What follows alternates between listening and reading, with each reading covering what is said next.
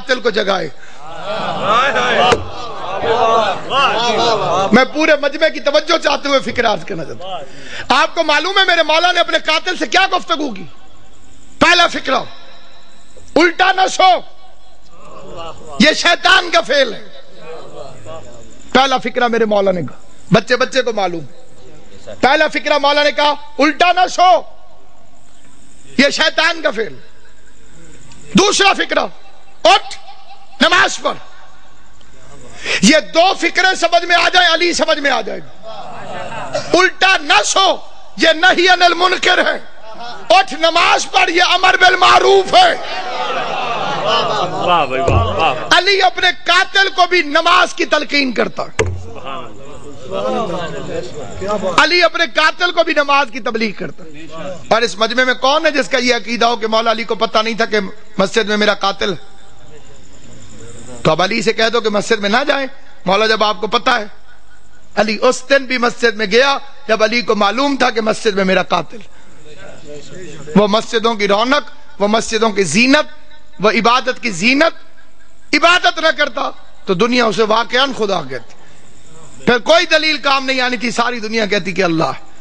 اس نے اپنے سجدے سے تصور کو ہی مٹا کے رکھ دیا کہ کوئی ہے جسے میں جھکتا ہوں. علی ہو کہ جس کے سامنے جھکے. علی کا مطلب ہے بلند. اور کسی نے پوچھا یا علی سجدے کا مفہوم کیا ہے؟ فرمایا بدن کی سب سے اونچی جگہ کا نام ہے ماتھا اور سب سے پست جگہ کا نام ہے زمین. اونچی جگہ کو پست جگہ پہ جھکا کے اقرار کرو کہ کوئی ہے. اپنی اونچی جگہ کو پست کر دو، جھکا دو. اور جھکانے کے بعد فرماتے معبود گواہ رہنا علی اس سے زیادہ جھک نہیں سکتا. اگر میں اس سے زیادہ جھک سکتا تو میں تیری بارگاہ میں جھک. دنیا ماہ رمضان کی مبارکیں دیتی ہے ایک دوسرے کو. مبارک دیتے وقت سوچ لیا کر یہ وہی مہینہ ہے جس میں علی کے بچے یتیم ہوئے. رونے کی راتیں، گریے کے دن ہیں. پردیس میں بی بی زینب کے اجڑنے کا موسم. دنیا کی بیٹیاں عید کے قریب خریداریوں میں مصروف ہیں. بازار بھر گئے ہیں. امیر غریب بچوں کے لیے چیزیں خرید رہا. میرا سلام اپنی ان بیٹیوں پر جو اس عید کو سادگی سے مناتی. ہمارے گھروں میں، آل محمد کے چاہنے والوں کے گھروں میں اس عید کو سادگی سے منانے کا رواج ہے. اس عید کو کیا مسلمانوں کی گن کے 2 عیدیں ہیں. سیدوں کی دونوں عیدیں کوفہ کھا گئے.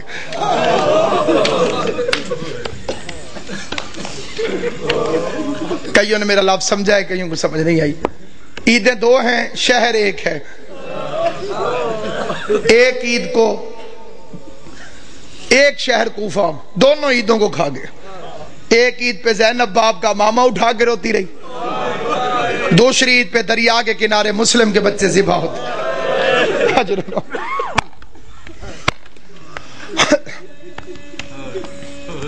امام حسین کا پاک خالق آپ کو کوئی غم نہ دے سوائے غم حسین کے.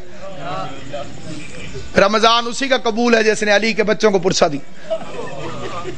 عبادتیں اسی کی قبول ہیں جس نے علی کے یتیموں کو پرسا دیا. کوشش کرنا ان 3 دنوں کو محرم کی طرح گزارا کرو. محرم کی طرح. اور ایک گزارش میں خاص طور پہ کیا کرتا ہوں، کوشش کیا کرو عید والے دن کالے کپڑے پہنا کرو. اور کوئی میری بات کو دل سے مانے یا نہ مانے، سادات عظام کے آگے میری ہاتھ جوڑ کے منت ہے، ہو سکے عید والے دن کالے کپڑے پہنے. آج کل کسی کے گھر میں 100 سال کا بڈھا بھی مر جائے نا، عید والے دن تو عید مبارک ہے وہ قبول نہیں کرے گا. وہ کہتا ہے جی ہمارے گھر فوتگی ہو گئی ہے، ہم نے عید نہیں منائی. علی کی شہادت سے بڑا تیرا نقصان کون سا؟ اور میں نے جو فکرے کہیں پوری ذمہ داری سے کہیں، یہ آل محمد کی سنت. یہ نہ کہا کرو کہ عید نہیں، عید ہے، مناؤ ایسے جیسے سیدوں نے منائی. راوی کہتا ہے میں مدینے میں گیا، میں نے قبر نبی کو بوسہ دیا. قبر نبی کو بوسہ دینے کے بعد میرے دل میں خیال آیا میں اپنے چھٹے امام کو جا کے مبارک دوں. کہتے میں امام کے دروازے پر آیا, میں نے دستک دی, علی کی شہادت ہے, عباس کا علم میرے سر پہ, قسم کھا کے روایت پڑھتا ہوں. امام گھر سے باہر نکلے, بطول کے لال نے کالے کپڑے پہنے ہوئے تھے. راوی دیکھ کے کہتے ہیں مولا لوگ کیا کہیں گے, عید والے دن بھی کالے کپڑے. داڑھی آنسوں سے بھیگ گئی, رو کے فرمایا ان مسلمانوں نے ہمیں کون سی عید منانے دی. اللہ تیری ہائے قبول کرے, حسین کی ماں تو انہوں نے ہمیں کون سی عید منانے دی. عیدیں سوگوار ہو گئی آل محمد کی, جن کے صدقے میں عید تھی ان ظالموں نے ان گھروں کو لوٹ لیا. عبادت کے موسم میں, پردیس میں, اور جو وہ سازش ہے, ایس ایم ایس بھی چلتے ہیں, مجلسوں میں بھی بات ہوتی ہے, ماتم داریوں میں بھی. عبد الرحمن ابن ملجم پہ لعنت, یہ ادھوری لعنت, لعنت مکمل بھیجی کرو. اسے بھیجنے والے پہ لعنت, اس کی سرپرستی کرنے والے پہ لعنت. ابن ملجم تو کرائے کا قاتل ہے, تاریخ کو تروڑ مروڑ کے پیش کیا گیا. یہ تو ایک کرائے کا قاتل ہے جسے بھیجا گیا. کتامہ تو ایک کرائے کی قاتلہ ہے جو پہلے سے وہاں پر فرعون شام کے منصوبے سے موجود تھی. علی کا قاتل فرعون شام ہے, جیسے سازش کے تحت اس ملعون کو یہاں بھیجا. پھر ایک لمبی کہانی اور سٹوری بنا دی گئی جی وہاں بھی حملہ ہوا, وہاں بھی حملہ ہوا, ایک وقت میں, ایک ٹائم میں, ایک تاریخ کو. عقل کے دشمنوں, کس زمانے کی بات کر رہے ہو؟ ان کے پاس موبائل ٹیلی فون دے کہ میں اب ادھر حملہ کر رہا ہوں, تو ادھر کر, تو ادھر کر, تو ادھر کر. کوئی سیٹلائٹ نیٹ ورک تھا؟ سب جھوٹا افسانہ ہے. ساروں نے مل کے زینب کو یتیم کیا.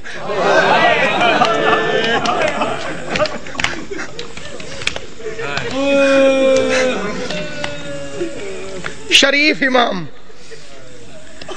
تو بعد میں پتہ چلا, ایک گھر سے رونے کی آواز آئی, حسن حسین اس گھر کے اندر چلے گئے علی کی شہادت کے بعد. دیکھا ایک اندھا بیٹھا ہوا ہے, نہ ہاتھ ہے نہ پاؤں. حسن پوچھتے ہیں بھوک لگی ہے, کہتے لگی ہے لیکن رویا اس لیے نہیں. حسین پوچھتے ہیں پیاس لگی ہے, کہتے بہت لگی ہے لیکن رویا اس لیے نہیں. حسن حسین پوچھتے ہیں پھر رونے کی وجہ, کہتے اللہ کرے وہ خیریت سے ہو. حسنین پوچھتے ہیں کون, کہتے ایک مزدور تھا جو روز کوفے سے میرے لیے کھانا لے کر آتا تھا, مجھے اپنے ہاتھوں سے کھانا کھلا کے چلا جاتا تھا. 19 رمضان سے وہ میرے پاس آیا نہیں.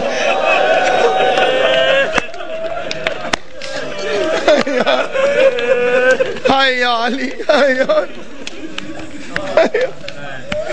آواز صرف مزدور نہیں, امیر المومنین تھا, ہمارا بابا تھا علی ابن ابی طالب. ہم یتیم ہو گئے, آج کے بعد تجھے حسن کھانا کھلے گا. رات کے وقت راشن اٹھا اٹھا کے لوگوں کے گھروں میں پہنچانے والا امیر, بادشاہ دین و دنیا امیر.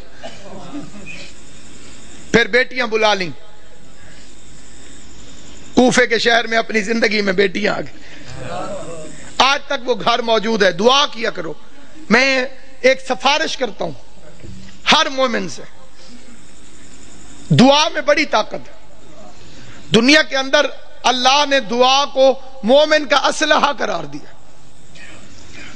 اور یہ اتنا کاریگر کارآمد اسلحہ ہے کہ اس کے سامنے کسی اسلحے کی ضرورت ہی نہیں.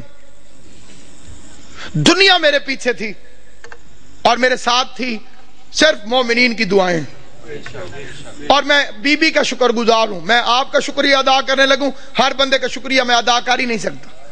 ہر گھر میں میرے لیے ایسے دعا ہوئی جیسے میں اسی گھر کا فرد ہوں. اور یہ محبت جناب سیدہ کونین ہے, اس کا بی بی آپ کو اجر عطا کرے. جب بھی دعا مانگے, ایک دعا کبھی مر کے بھی نہ بھولنا کہ خدایا مجھے کربلا دکھا,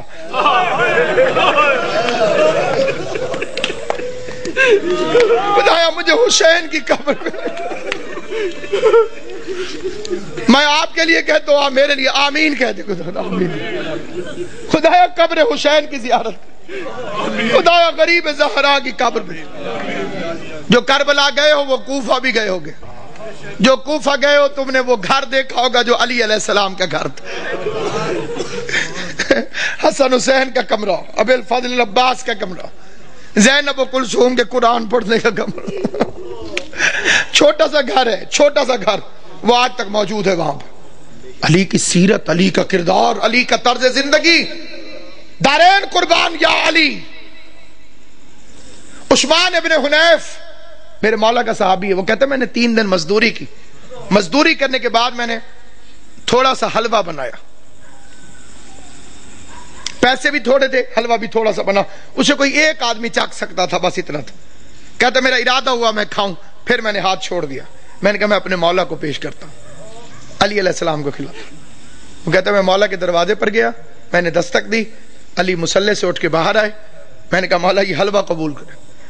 علی نے لے کے واپس کیا، فرمایا ابن حنیف اللہ تجھے اجر دے، یہ حلوہ واپس لے جا، تیرے امام نے اپنی زبان کو لذت والی غذاؤں کے ذائقے سے آشنا نہیں کیا۔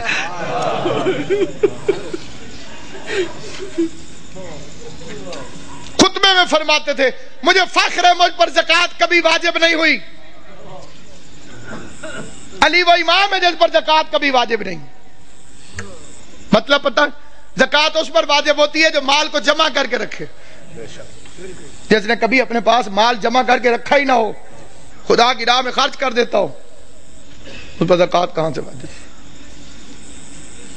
جو جانوروں کے لیے بھی وصیت کرے، گورنروں کو خط لکھا میرے مولا نے، ایک لمبا راستہ ہو لیکن اس میں پانی اور گھاس ملتا ہو، ایک شارٹ کٹ ہو لیکن اس میں پانی اور گھاس نہ ہو، تو خبردار لمبے راستے کے خوف سے جانوروں کو اذیت نہ دینا، لمبے راستے سے آنا تاکہ جانوروں کو پانی بھی ملتا رہے اور کھانے کو بھی دعوت بھی ملتی۔ کالی رات تو فرمایا تھا یہ بطخیں میرا نوحہ کر رہی، بطخوں نے اپنے چونچوں میں مولا کی ابا لے لی تھی، یہ میرا نوحہ پڑھ رہی، میرا نوحہ پڑھ رہی۔ کبھی بطخیں کسی مقام پر شور مچائیں تو پریشان نہ ہونا، اس لحاظ سے ان کی عزت کر لینا کہ یہ علی کے گھر میں پلتی، اور اسی طرح شور مچا کے روئی تھی حیدر کرار کے لیے، فرمایا حسن انہیں پانی پلا سکو، کھانا کھلا سکو، دانا چگوا سکو تو رکھنا، ورنہ انہیں آزاد کر دینا۔ میں ایک مرتبہ فکرہ کہتا ہوں، بے غیرت زمانہ جو علی جس کوفے میں بطخوں کو بھی پیاسا برداشت نہیں کرتا تھا، اسی شہر میں اس کی پوتی سکینہ حسرت سے مسلمانوں کو دیکھتی رہی کہ کوئی ہے جو مجھے محمد کے رشتہ داری کی وجہ سے پانی کا ایک گھونٹ ملے۔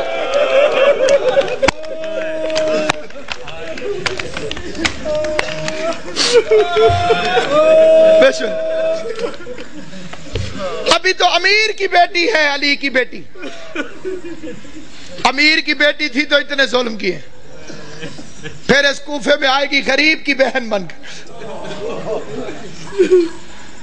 عورتیں اکٹھی ہو کر آ گئیں، یا علی ہم نے سنا ہے کہ آپ نے فرمایا ہے کہ ہر چیز کی کوئی نہ کوئی بہار ہے، اور قرآن کی تلاوت کی بہار ماہ رمضان ہے۔ علی فرماتے ہیں سچ ہے مولا، ہم نے یہ بھی سنا ہے کہ آپ نے فرمایا کہ آسمان والوں کے لیے زمین کے وہ گھر ستاروں کی طرح چمکتے ہیں جن میں قرآن کی تلاوت ہوتی۔ علی نے فرمایا سچ ہے مولا، ہمارے مرد تو قرآن پڑھ کے آ جاتے ہیں مسجد میں، ہم عورتیں وہاں پہ پردہ ہوتا ہے، ہم آ نہیں سکتی۔ ہم نے سنا ہے تیری بیٹی ہو بہو تیری طرح عالم ہے، ہم نے سنا ہے تیری بیٹی زینب ہو بہو تیری طرح بولتی ہے۔ پوری تقریر بے شک توجہ سے نہ سننا، فکرے پہ ضرور توجہ کرنا، یہ لفظ نہیں الہام ہے۔ میں نے 2 ہستیوں کو علی کی طرح بولتے دیکھا ہے، عرش پہ کبھی اللہ بولے تو علی کی طرح بولتا ہے، فرش پہ کبھی زینب بولے تو علی کی